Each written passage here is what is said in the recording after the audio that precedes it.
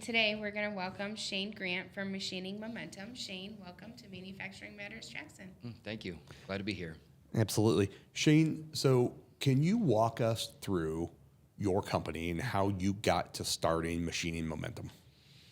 Oh man, I feel like that's a really long story, but we'll see if we can summarize that for the audience here. I started Machining Momentum back in 2015, and I think that had been, an objective or a goal for a long time before that. I mean, I started working when I was 15 for a family-owned company here in the incubator in Jackson, where we just got started. We're doing automotive parts, and at that point, I was just kind of going there after school, just learning, how to make a little money on the side, never really thinking that it would become anything. And after a few months, and then months turns into years, I realized I had a skill within manufacturing, and so I started to spend a lot more time in that industry and just kind of curating that skill to a point where I felt like I could be more, useful. We spent 8 years in the incubator, and then unfortunately some decisions were made that led to the company going under. And at that point, that's where I feel like it was almost the best thing to happen for me, because I think working for family is really tough, and to stay in that environment and to get the respect that I think that I needed to have as a young machinist working his way up in that field. I needed to go elsewhere and kind of challenge myself and see really where I fit. And so after things kind of fell apart there, I did have an opportunity to purchase the company and to keep it going, but I was in my early 20s. I wasn't ready for that. That was something that was just beyond a place that I wanted to go. And so I felt like my next step was to kind of go and really see what other experiences I can get and kind of see how I stack up with what's happening out in Jackson. And so I ended up at Caster Concepts for about 5 years, and in that moment I was doing sales, I was doing programming, I was kind of doing anything and everything they had and kind of finding my space there. But just like anywhere else, you kind of hit that ceiling and you kind of realize that there's only so far you can go with certain places. And so at that point, going from automotive to industrial, I felt like aerospace and medical was kind of like the next thing. That's like that, the echelon of manufacturing, where if you get into that, you really get to test your skills and take on really complicated projects. And so I left and went to Classic Turning for about 8 years, and while I was there, there was just this great evolution for me as far as just getting in there, earning my stripes as a programmer, getting people to trust me, and then moving into a supervisor role, manufacturing engineer role, and just kind of continuing to move up in that space. And during those years, it's gave me the confidence to say, I think I could do this on my own. I think I have the capacity to take all of my years of experience and bring that all together into a job shop atmosphere, and to be able to support, at a high level, all of these different industries that really need these small shops to be able to perform. So, 2015 is when I started, but I think it was probably 2012. I actually started building. I had a small piece of property behind my house. I started with the foundation, got posts up, put in, a steel building, and then it was just, okay, now I got the building up, what's next? So it's like air, power, all of the different moving pieces that you need for a shop to function. And so, I did that, and it's there, and it's like, well, I'm not quite ready to, go full time into this. So, L&L Manufacturing was going out of business, and I had an opportunity to go over there and look at their equipment, and there was a great little lathe that was there and available for auction, and so that was my very first piece of equipment. It was a used piece of equipment that came from an aerospace shop, so I knew that they had taken care of it. And I feel like that's another thing that I have done through this process of creating my own company, is that I've been trying to take some of the nostalgia or take some of the history that is in this area and people that have been using these pieces of equipment for manufacturing, give them new life. And I think we can talk about my new building here in a little while, but that's another instance where you're just taking something that I feel like has fallen apart or lost its its importance, but yet it has an ability to become something special again. And so bringing that little lathe into my shop was that first little step for me to really I guess, submit to running a company and to believe that, okay, this can actually happen. We can actually make and create components in here, and I can do this and sustain a family and other people and so on. And so, it was a year of, working weekends and evenings and kind of doing things on my own until I finally realized that it's not going to happen unless you fully commit. And so I finally made that full commitment on September 29th of 2016. And so I'm 9 years just a couple of weeks ago, in business. Wow. And so it feels really good to kind of hit that benchmark. Awesome. That is awesome.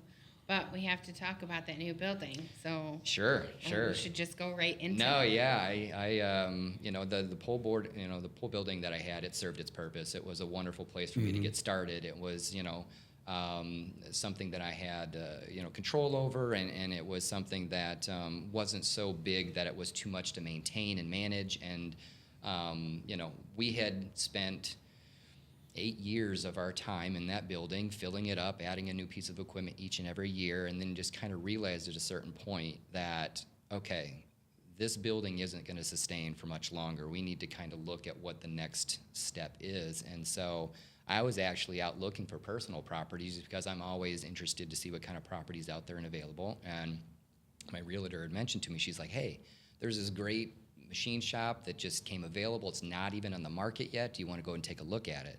So I was like, sure.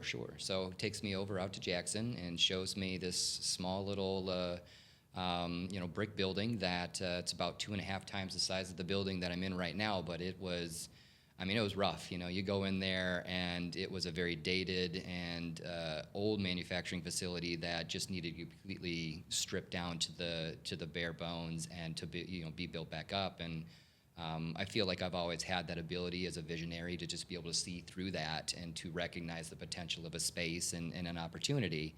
And so as soon as she said that it was available, I said, I want it. I'll take it. What is it going to take? So we submitted our bid on it, and they accepted it, and took way longer than I expected to get through that process, and getting the power and kind of just going through the environmental study and all the different things that had to happen. I mean, even in the process of buying the building, somebody tried to burn it to the ground, So for me, it's like at that point, being in business for so long, you have so many stories of resilience that you really have to be able to just push through. And so we almost just laughed. We're just like, well, they didn't burn it down, so I guess we can still keep moving forward. And so fortunate for us, it worked out, and we were able to still get the building and make things work for us. And now we have spent a year going through the renovations, and the backspace is just gorgeous. We've got it set up. Most people that walk in there, it's like a clean room, It's set up for aerospace, set up for medical, set up for anything really, but just the space is a reflection of the work that we do, and that was what was important, not necessarily the customers that we serve, but we wanted it to be a reflection of us. And I think in the pole building, just all of those years without having that right vision and not having those right resources and tools to have a space that we could actually start and build up from the ground and make it kind of that reflection of what we felt that we had become, it felt really good. Yeah. I love that story because, I was out at Shane's shop yesterday at the new building and walking through as we're working on a different project, walking through, and I think you had told me at one point when we had talked before about somebody had set fire or something, but walking in there and actually seeing, there's char marks, right, on parts of the building that haven't been done yet, right?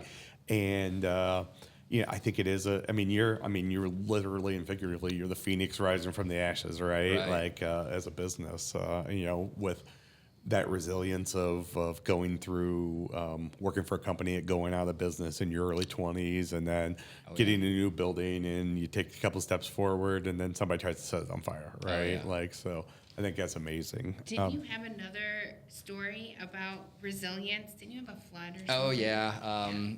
At the pole building, this was 2021, and it's like, you have COVID happens in 2020, and then there's just all the issues that come along with that about being the whatever. I can't remember. What was it? You had to be a Essential business. essential business. Yeah. And we were an essential business, so that was great for us to be in that space. And we actually purchased our first brand new piece of equipment in 2020. And the same day that we purchased that equipment, I lost a $30,000 job. So, it was like a bittersweet moment where it's like, here we're excited about this new thing that's happening. We're getting new equipment in there. It's going to really advance us and put a 5-axis machine on the shop floor. And then that happens, and I was like, you know what? Let's just roll with it. Let's keep going. And it was, the greatest decision ever. And then, a year goes by, and we think things are moving along in the right direction. Winter hits, and we've got about 2 feet of snow outside. The ground's frozen, and then we have this rainstorm come through with about 50-degree, temperatures, and there was just nowhere for the water to go. So I had gotten up that morning like normal, and I was driving around to the side building, and I noticed like this gloss, that reflection to the building. I was like, that can't be water.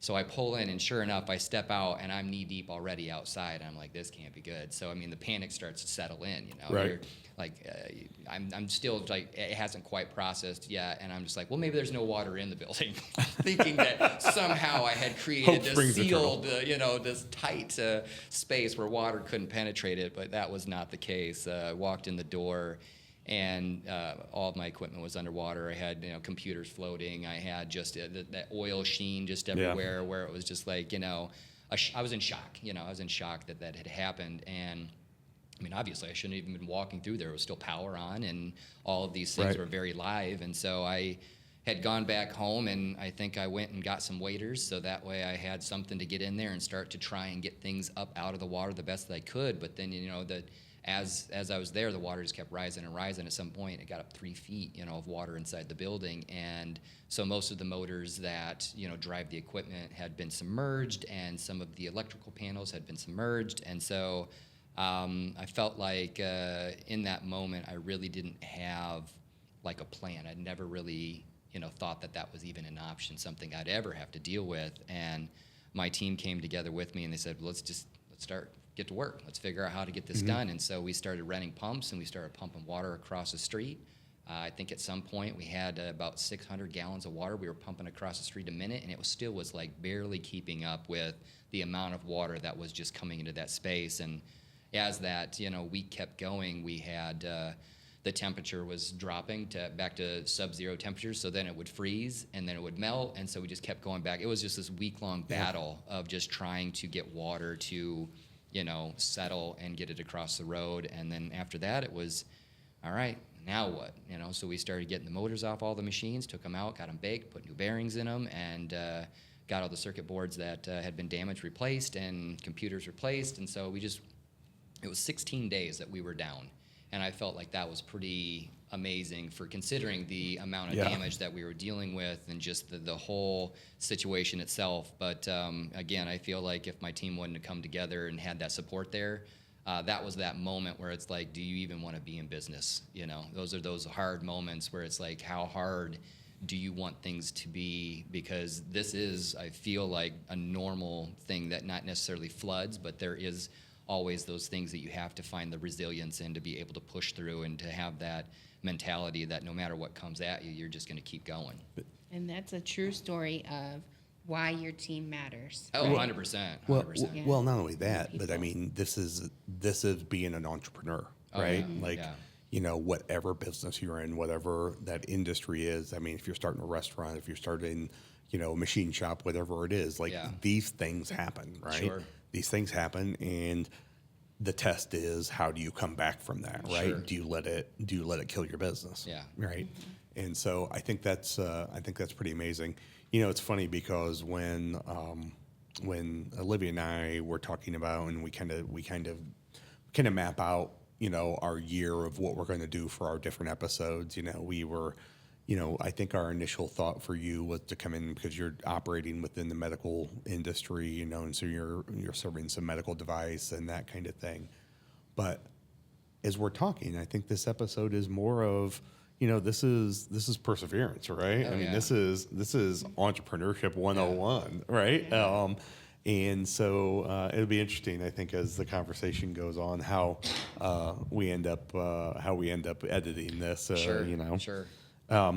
So to that question, though, or to that end, I think, we originally asked you to come and talk about some of the stuff you do in medical device, but maybe broader picture, like what are some of the industries that you're serving from machining momentum? I mean, yeah, we're definitely serving medical industries, aerospace industries, industrial.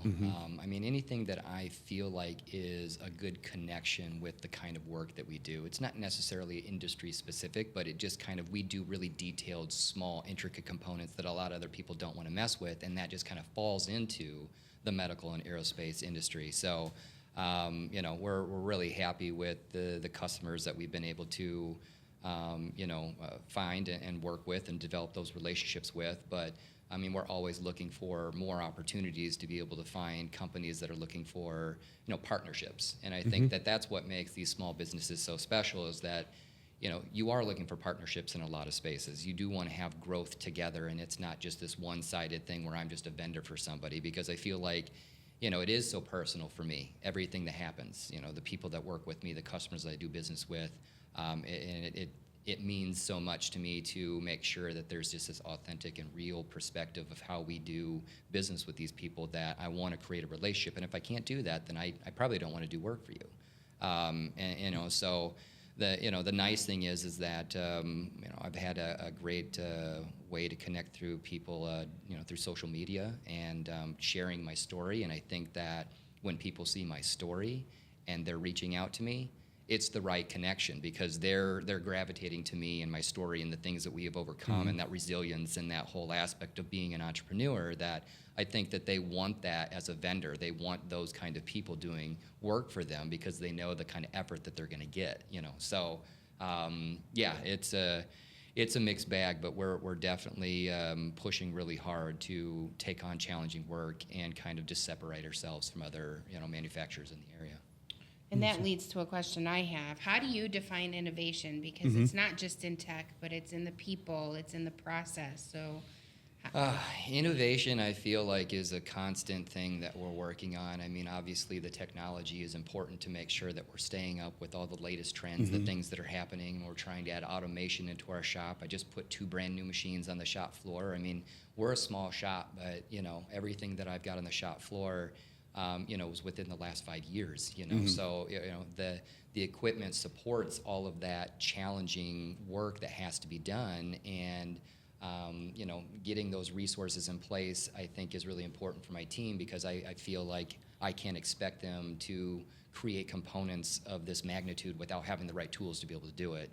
But then, the biggest thing for us, as far as innovation, is just making sure that, we're staying grounded and we're staying present with who we are as a company and who we are as a team, and we're supporting each other in a space that I think there is this image of manufacturing that is this very cold and dark space where people are grumpy, or they're not there and enjoying their work. But my team loves coming in and doing what we do on a day-to-day basis, and I think that for me to stay on top of just having the resources and technology available for them, to keep that encouragement, that excitement. It is exciting what we do, the things that we make. I mean, every morning we wake up and we take a raw piece of material and we turn it into a usable, tangible item. And that is so satisfying for us to be able to do that. And we hold a big responsibility to that.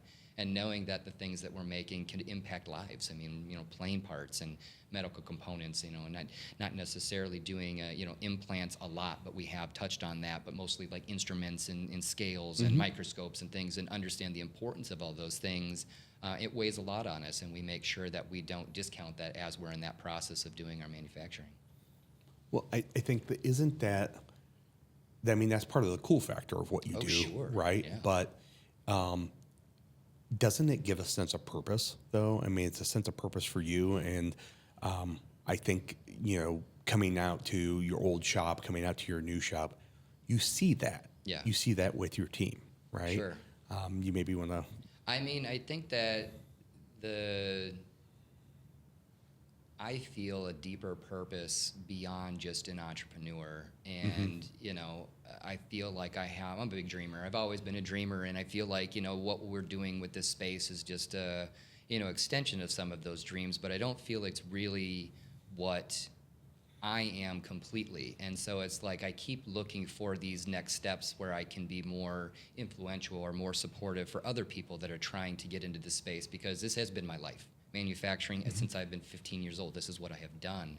And so it is a hard industry to be involved in. It's not easy. And I don't want to, discount that, but yet there's a lot of fun that comes from those challenges. I mean, we kind of gravitate to that and enjoy that that kind of daily experience, to know that we're doing things that other people can't do.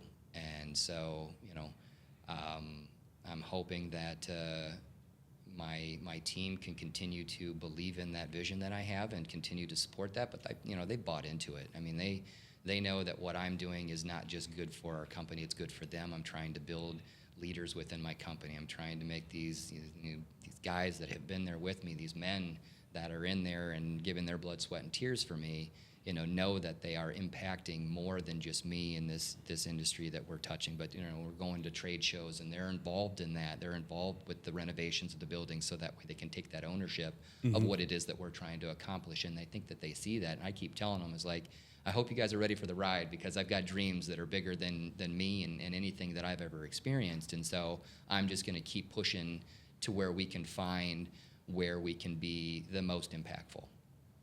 I love it. I do too. But in all of that, have you had any issues with the supply chain that have challenged you, especially with tariffs and all the things that have happened this year? I feel like, most of the work that we do is within the States, and so I don't deal with a lot of the tariff issues. I mean, I feel a little bit of a trickle down, maybe with just some of the, the tooling or the resources that I have to purchase. I've seen some, uptick there. But honestly, when it comes to that kind of stuff, I feel like I don't worry about it. And this is a part of doing business, because it could be a tariff today, it could be a COVID tomorrow, it could be a flood, whatever the circumstances are. I'm not a victim of any of it. I'm a problem solver, and I think that is what makes manufacturing so special, is that we are problem solvers. And so for me to just kind of nitpick all of the different things that are complicating the process, I just look past it and we keep moving forward. I got to tell you, if Shane decides to get out of the machining business and gets into motivational speaking, I kind of want Shane to come in and be my life coach. I have I'm people, I'm not a victim of anything. I'm like, God, I love it. People definitely, they'll come in and they'll be like, when we're feeling down, we'll come in and we'll talk to Shane, just so that way we can kind of get that motivation, because I feel like I have to carry that energy. It's important for me to carry that energy, and for me to make sure that my team can feel that and have that enthusiasm, because as soon as you start just letting that slide, and you just kind of take all of that negativity can overtake everything. And so that's another thing about our shop that's really important, is our culture. It's like, I just can't allow it. Anybody that comes in there has to have that positive look at things, and got to be able to say, okay, we had a tough project today that humbled us, but that didn't defeat us. And we learned a lot from that today, and we're going to come into it tomorrow, and we're going to attack it, and we're going to be happy going after it and finding the solution to it. I love it. It's so inspiring, right? It is, It's so inspiring. So I got another question. Sure. I mean, what's next for Machining Momentum? I mean, obviously you're working through the building. We've kind of talked through that. Where's the company going? So moving into the new building was definitely a big pivot for us, but I feel like, markets kind of change every year, and so having a diversified customer base is always something that I have been focused on, is trying to make sure that I have this, spread across all these industries, so that way as one's down, another one's up, and I can kind of keep that balance for work. And I mean, in this year, it just still blows my mind, because we're going to double our sales. We're going to have our highest sales ever. We did a move. We bought 2 pieces of equipment. We've had all these changes that are happening. And so I feel like things are just moving at a pace now that I think we're prepared for.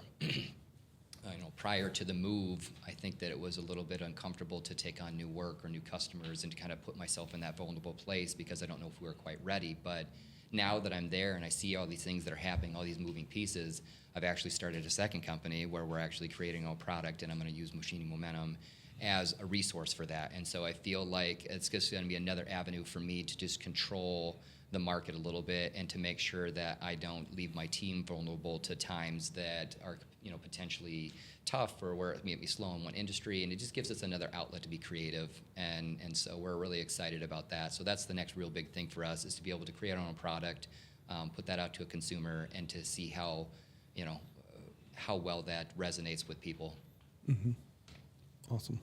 Well, as we talk about resilience and all of those things, workforce has been a topic for manufacturers. And this next generation has been difficult for companies to kind of figure out. And how do you balance that? So what are your thoughts on that next generation? What skills are they lacking? Do you have any maybe advice on how to adjust to this new generation? Yeah, so I haven't had a lot of experience working one-on-one with them yet. I mean, I've had a lot of interactions with them, and I have a lot of conversation, and I think sometimes they have felt a little bit intimidated just by the work that we do and the level of expectations that we have. But, I feel like if I had an opportunity to bring them into that space, which I think my goal is now that we're in that new facility, to be able to get some kind of an apprenticeship or some kind of co-op program or something where I can get students in there and actually participating with what we're doing, to kind of take that concern or that worry of being able to integrate into a high-level aerospace or medical facility, and to just have that confidence that you've got a leadership team that's going to support you through that process. But obviously, I'm out there on the shop floor every day with them, and I think that that's what my team finds some peace with, and that's where I gain a lot of trust. Whatever they're dealing with, I'm dealing with it too. They're not out there alone. They're not having to ask questions and not get answers. And so for me, bringing somebody new in, I just need the right attitude. Training can come from multiple different places. If somebody can show up on a day-to-day basis, be accountable for their actions and the things that they're responsible for, I feel like those are the pretty basic things that sometimes get overlooked. And so I make sure that those are the basic things that I have for an expectation for anybody coming in, and then from there we'll work on all the details, because I feel like those are the things that can be taught, those are the things that can be adjusted, but having the right attitude sometimes is a little more complicated. Right. So we had our manufacturing day trade show just last week before from when we were recording this.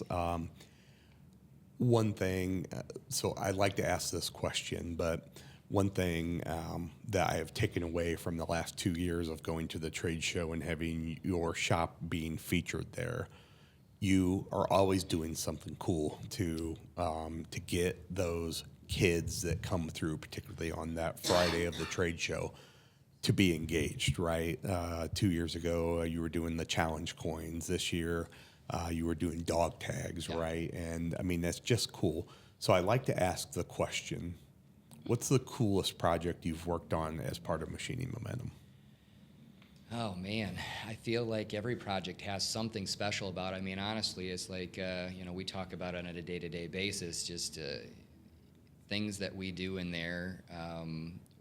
We have such a connection to it, the equipment, the tooling, the fixturing. If something breaks, it's almost like there's a ceremony, that we have. It's like a teammate. It's your baby. It is. It's like a teammate has fallen, but we have made some pretty amazing things. We're helping a company that was trying to go through a process where they were 3D printing spinal implants, and we were doing the subtractive with them, and we were trying to help them to get the correct equipment, get the processing, and kind of go through that, that whole experience of just supporting somebody that wasn't sure where to go. And, and so that may not, honestly, for us, mean more business in the future, but I feel like I still open up the door to that, because we have that ability, and I feel like it's important for us to support, innovation and things that other people are doing, and for us to be involved in that. That's great for us. We love to be involved with other people's innovation just as much as our own, because I think that challenges your own thought process, and it gives you a different perspective on things that you may not have looked at, before. But I can say that, in the almost 10 years of doing business, I have one part out of hundreds and thousands of parts that I wasn't able to actually complete. And so that's probably like the one project that sticks out to me the most, is because we we generally are able to figure things out and get things, done. And that one is still on my desk. I still look at it on a day-to-day basis. And I don't think it's necessarily that we didn't have the ability to do it. I think it was more of equipment issues, just having the right piece of equipment to do it. But it's a constant reminder that, we have more growth. We have more things that we can do. We can be more innovative with the things that we're trying to accomplish. And so rather than highlighting one part that, stands out, that was an awesome part. I mean, I've made so many parts in my career that I can think back on other companies and, not just at Machining Momentum, that I think made me become the machinist I am today. And I think the leader that I needed to be for the guys that are with me today. So, I'm thankful for those opportunities and all of those experiences. And I look for challenging projects that push me to failure, because I think that's where I see my growth.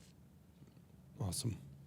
It is awesome. So, because we kind of took a turn in this episode, what is something that you would want to share with, maybe somebody that's considering starting their own manufacturing facility? What is that message that you would give them? I think that the first thing that I would, there's never going to be the right time to start your own company, and to wait for that right time, it's never going to come. So you got to have that confidence in yourself to be able to put yourself out there and say, I'm going to give this a shot, and I'm going to give it not just a shot, but I'm going to put 100% in, because I don't think that you can start a company without being 100% in. I think that you get exactly what you put into it. So if you're going to put in 20%, you're going to get 20% back. So if you're going to go in starting, and especially a manufacturing company, that's a high risk, company, just because of all the expenses that come along with that, the resources that are needed, the personnel that's, hard to find, because you need high level of skilled employees to be able to, handle some of the projects that you're doing in those industries. But, I would just say that for anybody that's going to be an entrepreneur,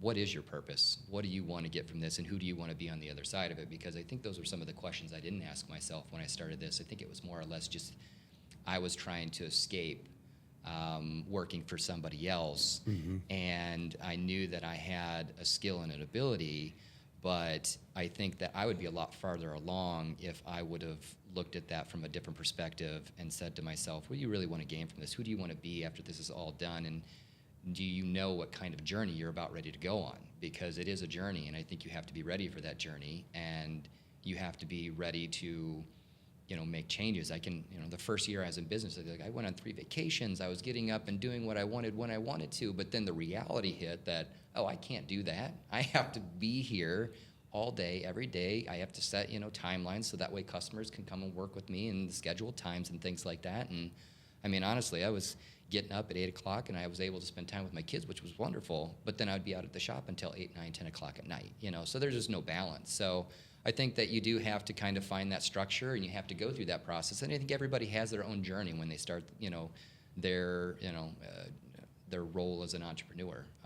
But I think that carries a heavy burden too. If you're an entrepreneur, I feel like this country is built on entrepreneurs. So don't discount that, and make sure that you're ready to get in and you get to work and to do the things that are necessary to be a part of that industry, because I think it's a special thing to do. I think I feel very blessed to be an entrepreneur and to have that freedom to create a space and to create a company that follows, my guidelines and my values, and it exemplifies the kind of work that we're capable of doing with the skill set that we've got.